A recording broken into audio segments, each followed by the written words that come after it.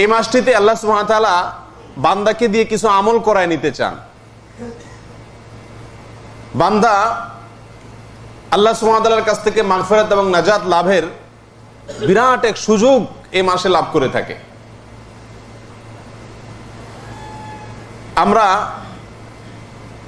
আমাদের পারিবারিক জীবনে বেশিরভাগ লোকই এখানে আলহামদুলিল্লাহ বিবাহিত, এক দুটা ছেলে মেয়েও হয়ে গেছে। আপনাদের বাসা বাড়িতে যদি কখনো দেখেন যে বড় ছেলে আর ছোট ছেলে মারামারি লাগে, টুকটাক লাগে না ভাইয়েরা ভাইয়েরা মাঝে মধ্যে, তো তখন অনেক সময় হয় যে ছোটটা তো কুলে উঠতে পারে না, বেশিরভাগ ক্ষেত্রে বড়টার সাথে ছোটটা কি কুলে উঠতে পারে না। তো বাবা মা চেষ্টা করে যে কি ছোটটা অন্তত দুই একটা সময় জিতুক। এরকম হয় কি হয় না? তখন কি করে বাবা মা? মাঝে মধ্যে বড়টা ধরে রাখে আর ছোটটাকে চান্স দেয় যে ফিটা। এরকম হয় কি না আপনাদের জীবনে?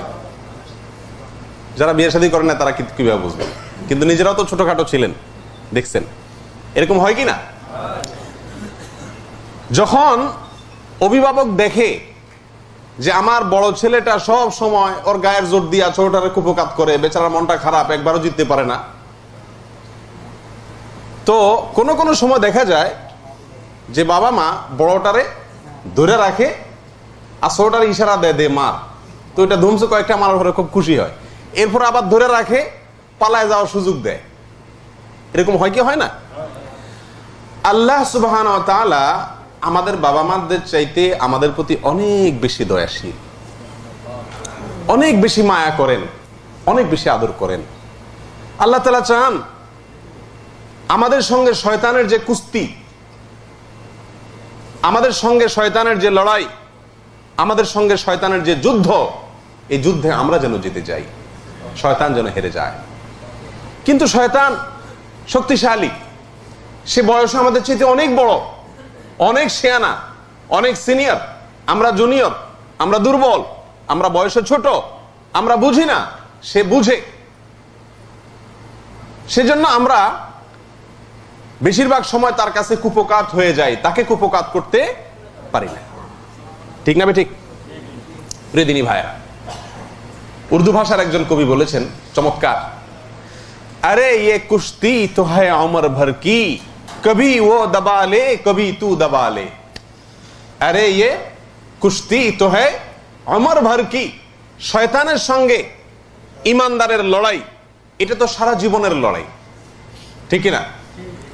কবি ও দবা লে কবি তু দবা লে, কখনো সে আপনাকে নিচে ফেলে দিবে, কখনো আপনি তওবা করে শয়তানের চক্রান্তকে নাশাত করে দিয়ে নেক আমলের পথে সামনে অগ্রসর হয়ে ঝেড়ে ফেলে আল্লাহর হুকুমের দিকে চলে যাবেন, তখন সে কুপকাত হয়ে যাবে।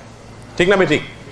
কিন্তু বাস্তবতা হলো এই লড়াইয়ে বেশিরভাগ ক্ষেত্রে শয়তান আমাদের উপরে জয়ী থাকে, আমরা পরাজিত থাকি।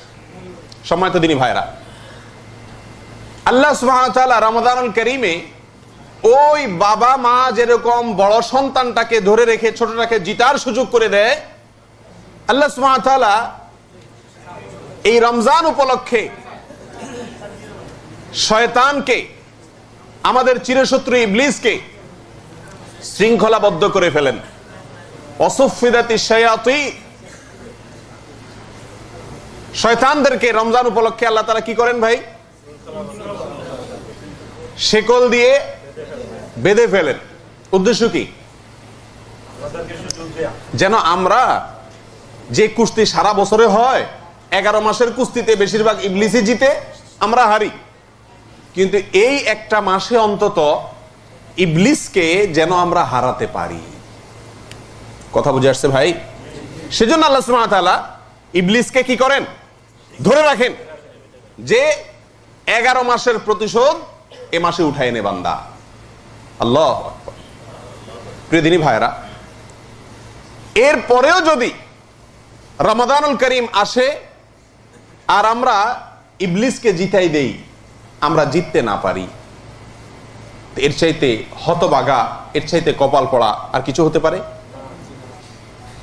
যে লোক ইবলিসকে ধরে রাখার পরেও ইবলিসের সঙ্গে তার চলা সারা জীবনের লড়াইয়ে এই সময়ও জিততে না পারে, এ ব্যক্তি আর জীবনে কোনোদিন তার এই প্রতিপক্ষের বিরুদ্ধে, শক্তিশালী প্রতিপক্ষের বিরুদ্ধে জিতার সম্ভাবনা খুবই কম।